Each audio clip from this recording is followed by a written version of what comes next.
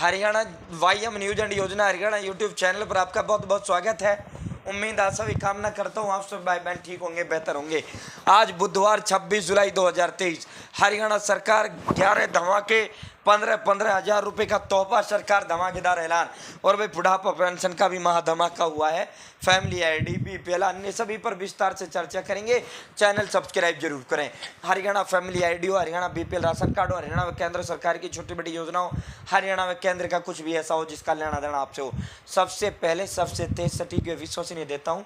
अपना प्यार व सहयोग ऐसे ही बनाए रखना साथियों। जो दोस्तों सब्सक्रिप्शन एक नंबर होता है जो एक यूट्यूबर को मोटिवेट करने का काम करता है। चैनल सब्सक्राइब कर देना और डिस्क्रिप्शन में वाईएम योजना हरियाणा टेलीग्राम ग्रुप की लिंक दे दिया, आप जरूर जुड़ें। पूरे प्रदेश में आज और कल वर्षा का ऑरेंज अलर्ट जारी कर दिया गया है।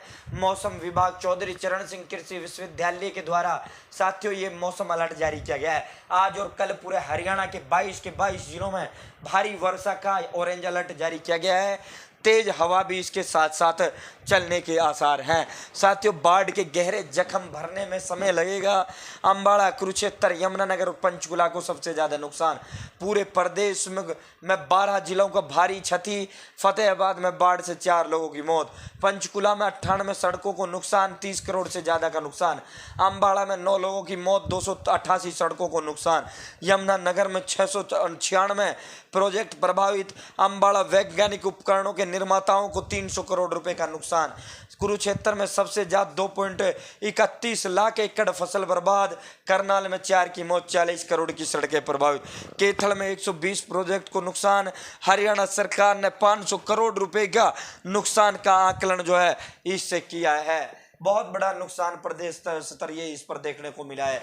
अब बाढ़ का प्रकोप हरियाणा में बहुत कम हो गया है। अब बाढ़ जो है साथियों ना के बराबर है।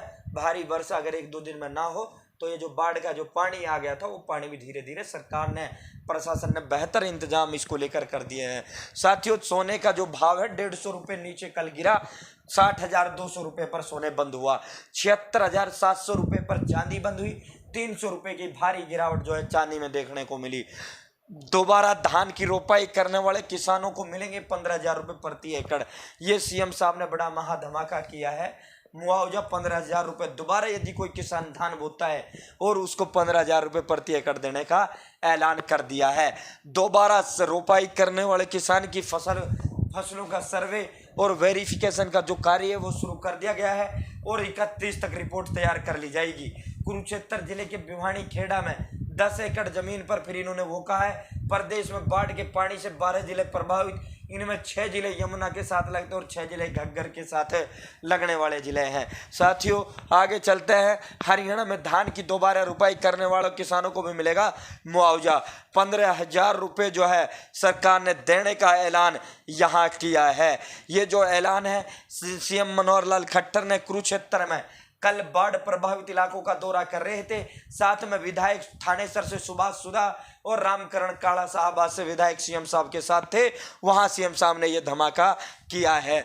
अगली खबर की ओर चलते हैं। बहुत बड़ा महाधमाका, बुढ़ापा पेंशन बढ़ोतरी का महाधमाका। इस मानसून सत्र में विधानसभा का जो मानसून सत्र बहुत जल्द शुरू होने वाला है, उस मानसून सत्र में बुढ़ापा पेंशन बढ़ाने का ऐलान कर दिया जाएगा। साथियों 2750 रुपये से बढ़ाकर 3,000 रुपये जो है बुढ़ापा पेंशन इस मानसून सत्र में कर दी जाएगी। साथियों आप देख सकते हो यहाँ हरियाणा सरकार बुजुर्गों की किसी भी समय बढ़ी हुई पेंशन का लाभ दे सकती है। अभी 2750 रुपये मासिक वृद्धावस्था पेंशन दी जा रही है, जिसे बढ़ाकर 3,000 रुपये महीना किया जाएगा। इसका संकेत सीएम ने दे दिया है। विधानसभा के मानसून सत्र के दौरान मुख्यमंत्री बुजुर्गों के लिए 3,000 रुपये मासिक पेंशन की घोषणा कर सकते हैं। प्रदेश सरकार ने बुढ़ापा प्राप्त पेंशन प्राप्त करने के लिए जो आय की सीमा, इनकम की जो सीमा है उसमें 1 लाख रुपए की वृद्धि कर दी है। पहले 2 लाख रुपए फैमिली आईडी में जिसकी इनकम थी उसका बुढ़ापा पेंशन बढ़ता था, अब 3 लाख रुपए लिमिट कर दी है। तो साथियों इस विधानसभा सत्र में सीएम साहब इसकी जो बुढ़ापा पेंशन बढ़ाने का जो है धमाका कर देंगे और 2024 जनवरी तक भी आपको इंतजार ना करना पड़े। जब मानसून सत्र में सीएम ऐलान करेंगे तो उसके अगले महीने जो है हो सकता है उसे लागू भी कर दिया जाए। तो भाई सरकार जो है बुढ़ापा पेंशन को लेकर जो ये वो किए जा रहे हैं राजनीतिक तौर पर बयानबाजी, इनेलो 7500 कांग्रेस 6000, उसको डैमेज कंट्रोल करने में सरकार लगी हुई है। तो ये तोहफा सरकार जो है बुजुर्गों को बहुत जल्द देने वाली है। 250 रुपये अब से कुछ समय पहले बढ़ाए थे, चुनाव की वजह से ही सरकार ने जो पेंशन थी वो रोक रखी थी, बढ़ाए नहीं इन्होंने 3 साल से, जबकि ऐलान ये था 250 रुपये प्रति माह बढ़ाना है, लेकिन इन्होंने 3 साल से बढ़ाए ही नहीं थे। अब एकदम से 250 बढ़ाए, अब जो है अब फिर धमाका करेंगे, 3100 पहुंचाएंगे और फिर चुनाव के समय धमाका करेंगे, फिर और बढ़ाएंगे। साथियों, परिवार पहचान पत्र के माध्यम से सरकार गरीबों का निवाला छीन रही है। ये कुमारी शैलजा ने बहुत करारा जो है कटाक्ष जो है भारतीय जनता पार्टी पर किया है। उन्होंने कहा कि बिजली बिल 9000 रुपये की राशि से अधिक आया तो उन्हें जो है बीपीएल कार्ड दिया गया। ये एक तुगलकी पर फरमान है। साथियों, 10 लाख परिवार ऐसे हैं, यहाँ जो है इन्होंने कहा कि 10 लाख परिवार ऐसे हैं जो बीपीएल के लायक हैं, उनका बीपीएल नहीं बनाया गया, जबकि इतनी बड़ी संख्या में ऐसे हैं जो बीपीएल का हकदार नहीं है, उनके बीपीएल जारी कर दिए गए। गरीब बीपीएल से वंचित रहा। फैमिली आईडी आते ही हम इस जो सारा झंझट है वो झंझट खत्म करेंगे। 100 गज के फ्री प्लाट हम देंगे, मकान हम देंगे। ये ऐलान जो है ये कुमारी शैलजा ने किया है। तो हुड्डा साहब इसको पहले ही अनाउंसमेंट कर चुके हैं। 6000 पेंशन, 500 का सिलेंडर, 100 गज प्लाट और प्लस में मकान। और साथियों, यहाँ ये जो ये हरियाणा कौशल रोजगार निगम भंग करना, फैमिली आईडी में इनकम का जो उसके नाम पर प्रदेश की जनता जो सताई जा रही है उसको खत्म करना। तो कांग्रेस इसको जो है पूरी तरीके से राजनीतिक तौर पर बनाने का प्रयास कर रही है। फैमिली आईडी सरकार की एक अच्छी पहल थी, लेकिन ये एक लागू जो है ग्राउंड पर बेहतर तरीके से नहीं की गई। साथियों, बुढ़ा बीपीएल राशन कार्ड जारी किए गए। सरकार की सोच ईमानदार थी, सरकार की नीति ईमानदार थी, सरकार की मंशा स्पष्ट थी। क्योंकि पहले बीपीएल जो बनता था वो सरपंच, जिला परिषद या ब्लॉक समिति या फिर डिपो होल्डर या अधिकारी बनाता था। जो सफ़ेद कपड़े पहनता था वो बनाता था, उस रिश्वत भी लेता था, और फिर हमेशा का एहसान उस राशन कार्ड वाले उस गरीब व्यक्ति पर होता था, उसका जिसने उसका बीपीएल बनवाया है। और सरपंच अपने पार्टियों के भी बनाता था। लेकिन सरकार ने क्या किया? सरकार ने कहा कि भाई हम किसी का कोई ना फार्म भरवाएंगे ना कुछ, घर बैठे बीपीएल जारी करेंगे। लेकिन साथियों, सरकार ने बीपीएल जारी कर दिया ईमानदार तरीके से, कि रिश्वत खत्म कर दिया, सब कुछ खत्म कर दिया। लेकिन जो वास्तविक जो गरीब थे वो बेचारे रह गए। वो इसलिए रह गए क्योंकि जो है वो सुबह का जाता है, शाम को इतना कमा कर लाता है जिससे उसका घर का भरण पोषण पालन हो सके। वो ऐसी सूचनाओं को नहीं देखता। वो साथियों, वो जो है सोशल मीडिया कनेक्ट नहीं रहता, वो समाचार पत्र नहीं पढ़ता, ताकि उसे पता लग जाता कि भाई फैमिली आईडी में इनकम कुछ होगी, कोई चीज़ होती है जिसके आधार पर सरकार बीपीएल या सभी सुविधा देगी। साथियों, किसानों को कंगाल और कंपनियों को मालामाल कर रही प्रधानमंत्री फसल बीमा योजना। प्रधानमंत्री फसल बीमा योजना के तहत जो है प्रदेश की जनता से 253 करोड़ रुपए की वसूली की गई। प्रधानमंत्री फसल बीमा योजना के तहत कंपनियों ने 253 करोड़ रुपए, 250 करोड़ रुपए वसूले, लेकिन मुआवजे के तौर पर जारी कितने किए? 83.26 करोड़ रुपए। तो 175 के लगभग करोड़ रुपए जो है पूरा का पूरा इन्होंने वो कर लिया। प्रधानमंत्री फसल बीमा योजना खरीफ 2023 आवश्यक सूचना, खरीफ 2023 यानी धान आदि की। साथियों, आवेदन की आखिरी तिथि 31 जुलाई है। आज इसका नोटिस प्रदेश सरकार द्वारा जारी किया गया है। अटल सेवा केंद्र से अपना इसका रजिस्ट्रेशन करवा लें। प्रधानमंत्री फसल बीमा योजना के तहत साथियों, यहाँ पूरे डॉक्यूमेंट्स की लिस्ट ही सरकार ने जारी किया। और जब ये नोटिस आया था मैंने उस समय किया था। अब मैं इस पर एक चीज़ नहीं बताऊंगा भाई, सीएससी सेंटर चले जाना, वो आपको डॉक्यूमेंट्स बता देगा। वरना डिस्क्रिप्शन में टेलीग्राम ग्रुप वाईएम योजना का लिंक है, मैं इसको डाल दूंगा।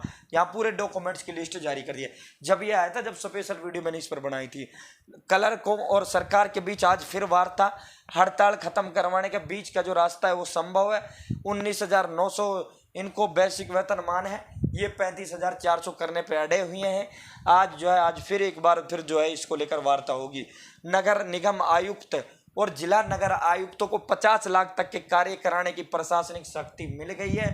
नगर निगम नगर परिषद में चेयरमैन को कमजोर किया जा रहा है। जिस तरह गांव में सरपंचों को खत्म कर दिया गया, उसी तरह इसमें भी खत्म करने की तैयारी पूरी चल रही है। अब अधिकारियों को 50 लाख रुपए के तक का जो काम है, 50 लाख रुपए तक का काम सीधा बिना चेयरमैन के वो जो है प्रदेश जो है वो जो है उस अपने नगर निगम या नगर पालिका अपने शहर में करवा सकती है। इसका मतलब यह है सरकार जो है बिना चेयरमैन के काम जो है धड़ल्ले से करवाएगी। साथियों, अगली खबर की ओर चलते हैं। आत्महत्या के लिए कांडा जिम्मेदार नहीं, जो है 32 पुलिसकर्मी 5 जज समेत 65 गवाह, फिर भी ठोस सबूत नहीं जुटा पाई पुलिस। पीड़ित पक्ष के पास फैसले के खिलाफ हाईकोर्ट में जाने का विकल्प। कांडा को गृह राज्य मंत्री पद से उस समय इस्तीफा देना पड़ा था। 18 महीने तिहाड़ जेल में रहे थे।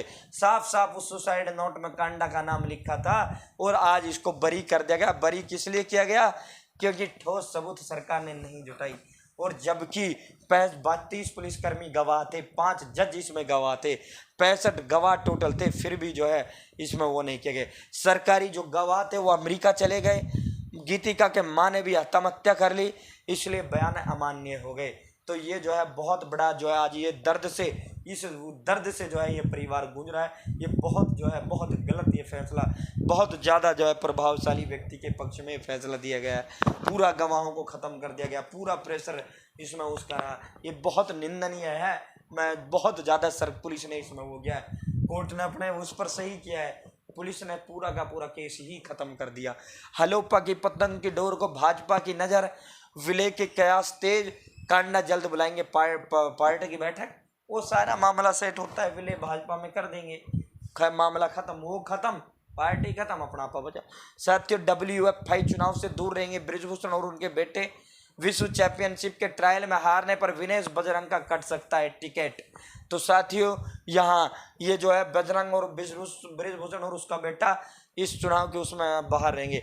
धर्म सिंह छोंकर हैं, कांग्रेस के विधायक हैं समालखा से। कल दनादन जो है छापे उसके घर पर, उसके आवास पर, उसके गुरुग्राम स्थित उन पर पड़े।